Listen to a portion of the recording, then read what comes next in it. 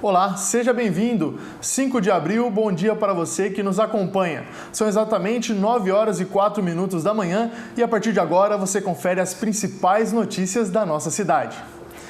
A gente começa trazendo os números da pandemia aqui no município. Segundo a última atualização divulgada pela Secretaria Municipal de Saúde, foram registrados até o momento 34.108 casos de Covid-19. Desse total, 33.139 pessoas já se recuperaram. Ainda aguardam o resultado do exame 10.981 pessoas e já são 896 vítimas da doença. Em relação ao tratamento hospitalar, são 5 pessoas internadas. Dos casos confirmados, são 13 internações, sendo 2 em UTI. E dos casos suspeitos, são 2 internadas e até o momento nenhuma está em UTI. Somados os números, representam 18% de ocupação em leitos de UTI e 16% em leitos de enfermaria.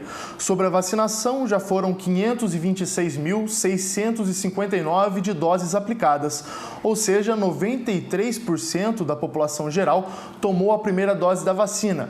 87% da população já completou o esquema vacinal com a primeira e segundas doses ou dose única e outros 52% receberam a dose reforço.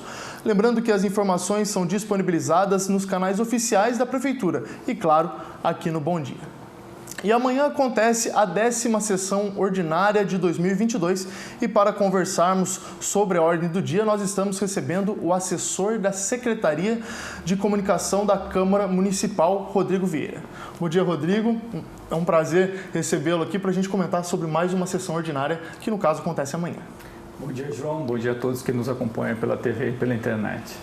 Rodrigo, para a gente começar a falar sobre a sessão, gostaria de comentar com você sobre o primeiro projeto protocolado na ordem do dia, que no caso é um projeto do Executivo, de autoria do prefeito Isaías Santana, que ele pretende alterar o programa de simplificação dos procedimentos de obtenção de alvará e licenças aos estabelecimentos que se instalarem aqui em Jacareí. Qual que é o objetivo do prefeito com essa alteração que ele propõe? Na verdade, o que ele propõe, alterando essa lei, é conceder o alvará automático, alvará e licenças de funcionamento, de forma automática para os empresários, enfim, que queiram se instalar no município. Isso é uma medida que visa dar celeridade nesse processo de obtenção dessa documentação. Haja vista que é uma demanda aí recorrente do empresariado local e também de outros empresários que desejam se instalar no município, de ter uma forma mais rápida, mais eficiente de começar a funcionar. Então, para isso, o prefeito propõe que ele conceda, faça uma concessão automática do alvará de licença de funcionamento.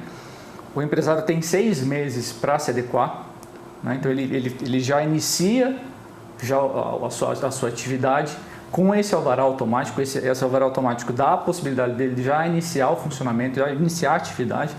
E aí, a partir disso, ele tem 6 meses para apresentar toda a documentação, as documentações pertinentes daquele funcionamento, daquele ramo de atividade, para ele efetivamente legalizar a sua atividade. Caso ele não consiga, em função de um atraso de um órgão público ou da própria administração municipal, se ele comprovar isso, se ele justificar isso, que ele não conseguiu algum documento em detrimento desses atrasos burocráticos, ele consegue uma renovação do período, uma renovação de prazo por igual período. Então ele tem mais 6 meses ainda para, caso ele se encaixe nessa situação de atrasos burocráticos. Aí ele tem mais 6 meses então para poder, de maneira conclusiva, entregar todas as documentações, registros, laudos, enfim, pertinentes.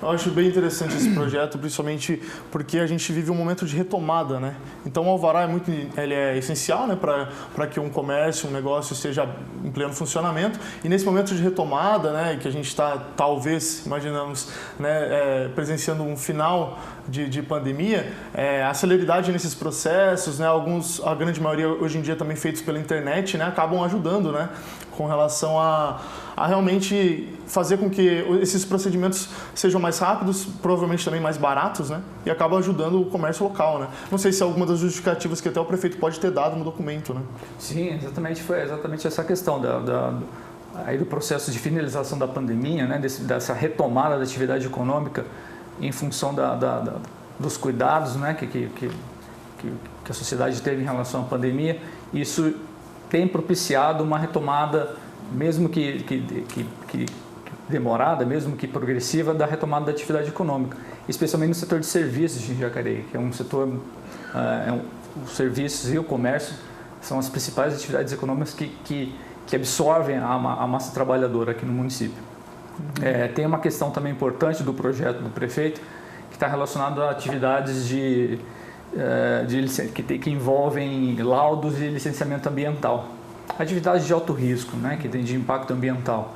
Aí o prefeito exige, nesse caso, para a concessão desse alvará automático, que esse laudo, que entre as documentações, né, que o empresário ou o interessado tem que apresentar, é um laudo técnico de profissional habilitado.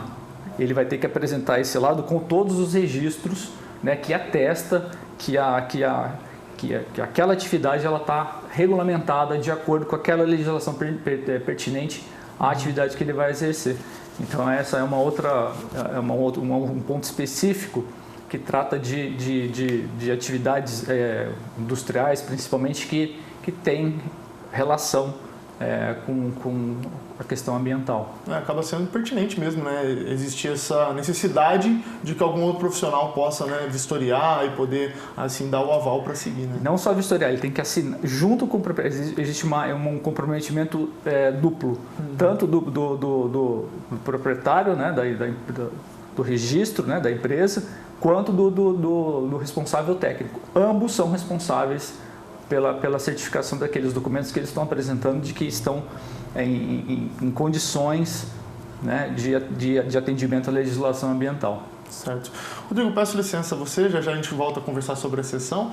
E o projeto Agente de Trânsito Mirim, tem como objetivo levar aos alunos das escolas municipais de Jacareí informações e vivências sobre o trânsito. Neste ano, a iniciativa contará com aulas teóricas, práticas, blitz educativa e formatura. Na sala de aula, uma disciplina diferente. Os olhinhos atentos, desta vez, estão voltados para regras de trânsito.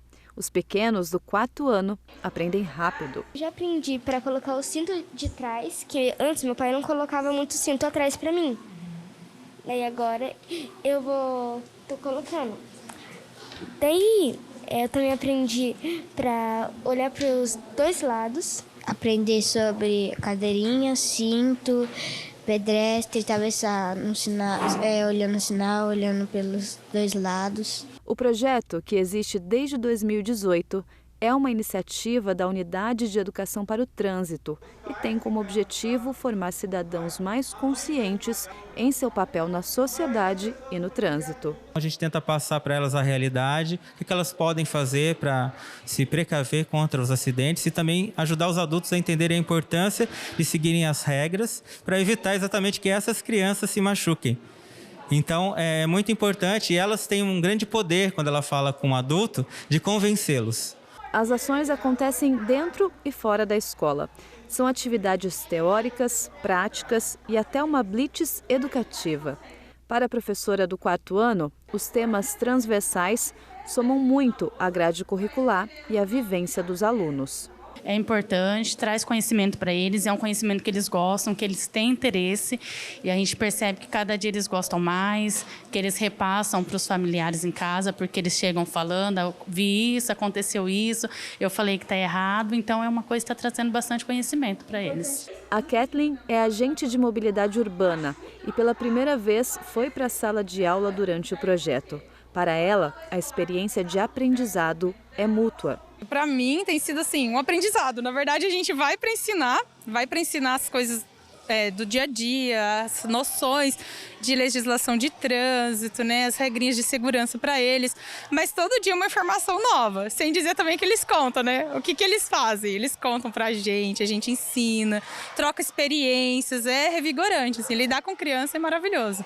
Os alunos provam que as aulas já estão fazendo diferença na rotina da família.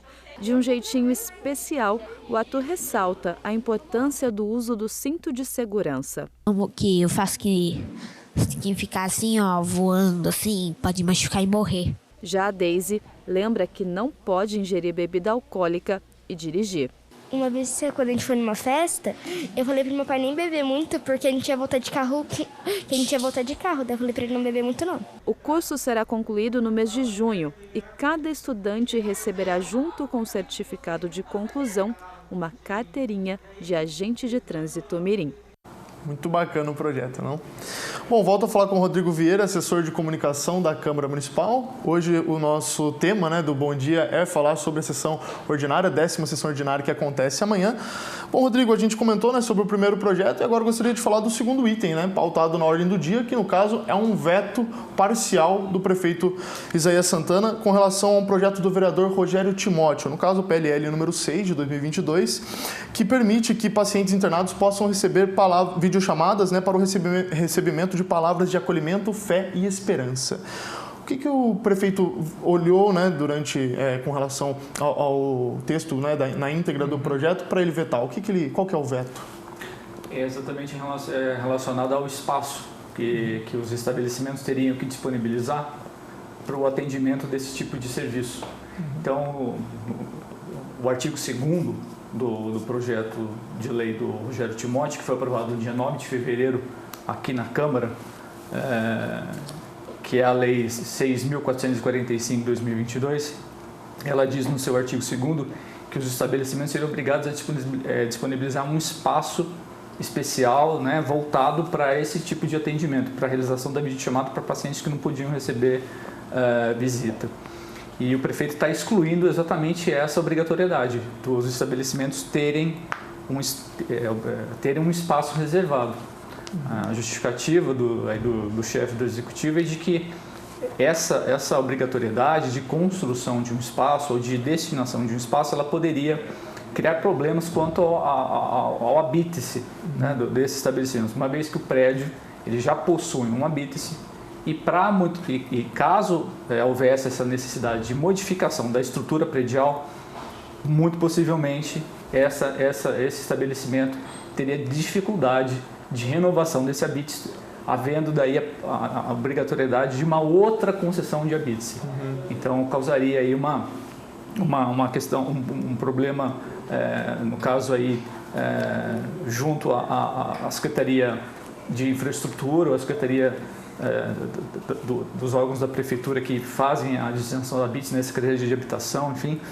Então o prefeito está excluindo esse artigo 2º em razão dessa possibilidade dessa construção gerar um problema da concessão de um novo habite. Essa foi a principal justificativa do prefeito, por isso ele decidiu vetar parcialmente, até porque existe já uma lei federal, se não me engano, de 2020, que trata justamente desse atendimento para pacientes, para a realização de videochamadas para pacientes que não podem receber visitas. Então essa lei já existe, é uma lei federal que ela já está em vigor. Agora basta o município, né, os entes da federação, eles efetivarem essa medida. No caso foi também um posicionamento que o prefeito colocou na mensagem dos vereadores em função dessa lei federal, da existência dessa lei federal, e também a justificativa da exclusão, porque aí no caso do vereador, no caso da proposta do vereador, ele incluiu essa condição, né, do espaço, essa obrigatoriedade do espaço.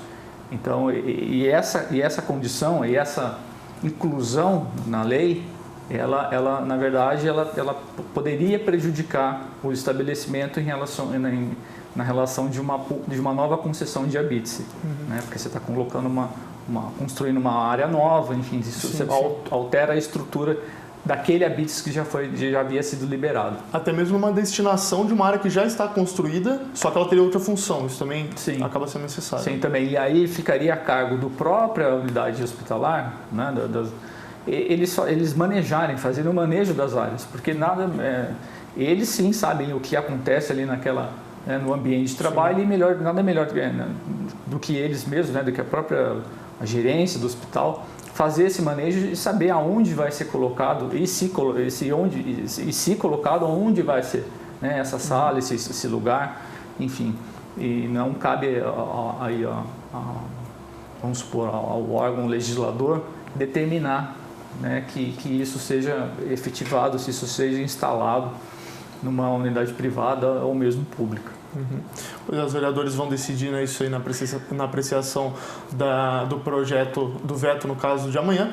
Peço licença novamente a você, Rodrigo, porque agora a gente volta a falar sobre a vacinação contra a Covid-19 aqui em Jacareí. Hoje devem tomar a primeira ou segunda dose da vacina crianças entre 5 e 11 anos e pessoas com mais de 18 anos que, por algum motivo, ainda não iniciaram o esquema vacinal.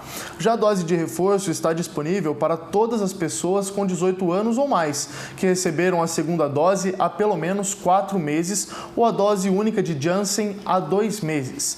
A quarta dose é aplicada em idosos acima de 60 anos e profissionais da saúde que tomaram a dose reforço da vacina há 4 meses. A imunização acontece em todas as unidades básicas de saúde e unidades municipais de saúde da família, entre 8 horas da manhã e 4 horas da tarde. Outras informações você confere em jacareí.sp.gov.br. O projeto Brigadeira Solidária, em parceria com o Instituto Dedicar, está realizando uma campanha especial de Páscoa e quem nos traz mais informações é a jornalista Leilane Garcia, que está ao vivo lá no plenário. Bom dia, Leilane. Quais são as informações, por favor? Bom dia, João. Bom dia a todos que acompanham o nosso jornal nesta manhã de terça-feira. É isso mesmo, uma oportunidade para ajudar, né, crianças que necessitam nesse momento de Páscoa, né? Páscoa chegando aí já no final de semana que vem. Por isso, o projeto Brigadeiria Solidária, que é, inclusive, feito por uma menina, né, por uma criança de 12 anos, que é a Ive, está em parceria com o Instituto Dedicar, que tem também o objetivo de atender crianças, oferecendo diversas aulas de artes, reforço escolar, diversos atendimentos para crianças carentes. Então, a ideia desse projeto, né, do Instituto Dedicar em parceria com a Brigadeiria, é fazer a venda de brigadeiros. Então, estão disponíveis a venda de caixinhas com brigadeiros que variam de preço entre 6 e 12 reais, tem ali com granulado colorido, com granulado normal, então você pode comprar essa caixinha e a venda desses brigadeiros será revertida justamente para poder comprar alimentos para atender as crianças que participam, que fazem as aulas lá no Instituto Dedicar, que fica no Vila Branca. Então, você pode entrar em contato pelos telefones que aparecem aqui na sua tela, que são 12-3354-6785, ou pelo WhatsApp, que é o 99708-1163, fazer a sua reserva e as entregas serão feitas no próximo dia 8, na próxima sexta-feira. Então, a gente reforça a oportunidade, né, de fazer uma boa ação, ajudando aí esse projeto da Brigadeiria Solidária para reverter as vendas, então o valor das vendas para o Instituto Dedicar. Lembrando, então, são caixinhas com brigadeiros que variam de valores entre 6 e 12 reais. Pode ser feito o pagamento em dinheiro ou também pode ser feito o pagamento por Pix. Só lembrar de, então, fazer a encomenda, entrar em contato com o pessoal pelo telefone que aparece aqui na sua tela e fazer essa boa ação, né, e aproveitar aí para ter uma Páscoa mais doce e fazer também a Páscoa de outras pessoas mais doce. Fica, então, o convite e a disponibilidade aí para você poder ajudar. João, volto com você aí no estúdio. Obrigado, Leilane, pelas informações e realmente é uma oportunidade muito bacana de tanto fazer uma boa ação como também aproveitar essa Páscoa se deliciando com um excelente chocolate lá da parceria, né, da Brigadeiria com o Instituto Dedicar. E Jacareí pode ser considerada uma cidade com a mobilidade urbana acessível? Acompanhamos 2 entrevistados para entender na prática quais são os desafios de andar por algumas ruas do centro. Imagine, não se sentir seguro para atravessar uma faixa de pedestres, andar na calçada ou fazer compras na cidade. Esse é o dia a dia de pessoas com deficiências que moram aqui no município. Valéria, por exemplo, possui uma visão monocular, ou seja, consegue enxergar parcialmente com um olho e com o outro é 100% cega. Essa deficiência interfere na noção de distância, profundidade e percepção periférica. Ocasiona tomba, queda, muitas das vezes a gente pensa que um carro está bem distante e o carro está bem próximo, podendo levar a pessoa também a um acidente, sendo, né, atropelada. Sua rotina envolve sair do trabalho, que fica ali mesmo no centro, no horário de pico. Basta dar alguns passos para fora do estabelecimento que os desafios já começam. Falta de rampas, calçadas esburacadas, semáforos rápidos e sem nenhum acesso. Principalmente em relação aos deficientes visuais, baixa visão, monoculares e binoculares, seria muito interessante que houvesse os semáforos sonoros para esse tipo de deficiência. Em 2020, o presidente Jair Bolsonaro alterou a lei de 2012, que institui a Política Nacional de Mobilidade Urbana, e prorrogou os prazos para que as prefeituras elaborem os planos de mobilidade, obrigatórios para os municípios com mais de 20 mil habitantes até 2023. Essa ordem possui como princípio a acessibilidade universal. A gente nota que nesse ponto de estabelecimento comercial, eles têm a rampa, e além da rampa tem esse borrachamento, que você percebe tanto o deficiente visual e o cadeirante que não é escorregadio. Então a gente pode entrar no estabelecimento com segurança. Nossa equipe acompanhou uma das principais ruas do centro e observou que essa acessibilidade é exceção em meio aos estabelecimentos. Para isso, a gente também possui legislação. A Lei nº 10.098, que estabelece normas gerais para a promoção de acessibilidade, inclui que pelo menos uma das entradas deve estar livre de barreiras e obstáculos que impeçam ou dificultem a mobilidade de pessoa com deficiência. O não cumprimento dessa norma afeta diretamente na autonomia do Marco, que é cadeirante. Daí, a rampa também é torta, Então, temos que fazer algumas adequações. É só você andando para você ver. Segundo a Prefeitura, o principal órgão público que é responsável pela fiscalização e elaboração legislativa sobre esse tema é a Unidade de Política de Acessibilidade, que fica dentro da Diretoria de Trânsito da Secretaria de Mobilidade Urbana. Fazemos de duas formas. Primeiro, por denúncia de munícipe. Quando o munícipe vai, denuncia para a gente vai até o local, verifica se realmente de fato existe alguma irregularidade. Se de fato tiver e for um local privado, nós notificamos o local privado para que ele possa regularizar a situação. A expectativa é que durante este ano seja desenvolvida em torno de 3 projetos que incluam a acessibilidade de pessoas com deficiência. Um deles são rotas acessíveis, onde nós diagnosticamos em Jacareí 6 rotas, onde iremos ligar equipamentos públicos a alguns privados, onde tem grande acesso de pessoas com deficiência. O segundo grande projeto é o Cidade Acessível, onde nós fomos contemplados pelo governo do estado de São Paulo com 1 km de rota acessível. Então a gente vai também executar esse projeto esse ano. E outro grande projeto também que nós temos envolve toda a acessibilidade da cidade, onde nós levantamos todas as rampas que têm que ser levantadas, todos os acessos que precisam ser melhorados ao longo desse nosso trabalho. Para Valéria e Marco, investir em acessibilidade na mobilidade urbana é investir no desenvolvimento. Não tem como se investir numa cidade que visiona ser uma cidade turística, sendo que ela não dá segurança para os PCDs da própria cidade. Então a gente tem que fazer a diferença primeiro. É para o idoso, é para o cadeirante, é para o deficiente visual, é para o carrinho de bebê, para a mulher gestante, para todos. Porque uma cidade inclusiva é bom para o presente e para o futuro. É possível realizar denúncias e tirar dúvidas sobre os direitos e os deveres em relação à acessibilidade na mobilidade urbana por meio do telefone 3955-9000 ou e-mail mobilidade@jacareí.sp.gov.br. Pois é, assim, até como o Marco falou no final da reportagem, investir nisso é bom tanto para o presente como para o futuro. Pois bem, volto a falar com o Rodrigo Vieira, assessor de comunicação da Câmara Municipal. Rodrigo, a gente comentou sobre os 2 projetos inscritos na ordem do dia. São esses, um projeto de lei e também um veto parcial. E gostaria de comentar com você sobre o momento do Tribuna Livre, o momento da Tribuna Livre, que é realmente muito importante, no qual a Câmara Municipal dá espaço para alguma pessoa vir aqui, algum representante de alguma associação, líderes comunitários, enfim, para vir aqui e discursar, né, aqui no plenário da Câmara. Gostaria de te perguntar quem que vai participar e qual que é a motivação, né, da pessoa de estar aqui. Então, dessa vez é a Denise Cubas de Moraes Prado, ela é diretora da Secretaria Municipal de Meio Ambiente daqui de Jacareí, e ela vai falar sobre o tema corredor ecológico. Fora a Tribuna Livre, João, só aproveitando esse gancho da ordem do dia, na votação do veto parcial do prefeito, como se trata de um veto, a necessidade da rejeição, para rejeitar o veto, a necessidade da maioria absoluta dos vereadores em plenário. Então, ou seja, tem que ter o voto favorável de 7 vereadores. Isso para derrubar o veto. Certo.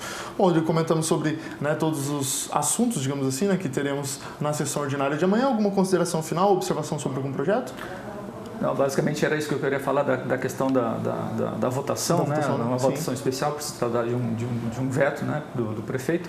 E aí agora eu vou convidar todos, né, para participar da 10ª sessão, ou presencialmente ou virtualmente, pela TV ou pelos canais da internet, a partir das 9 horas.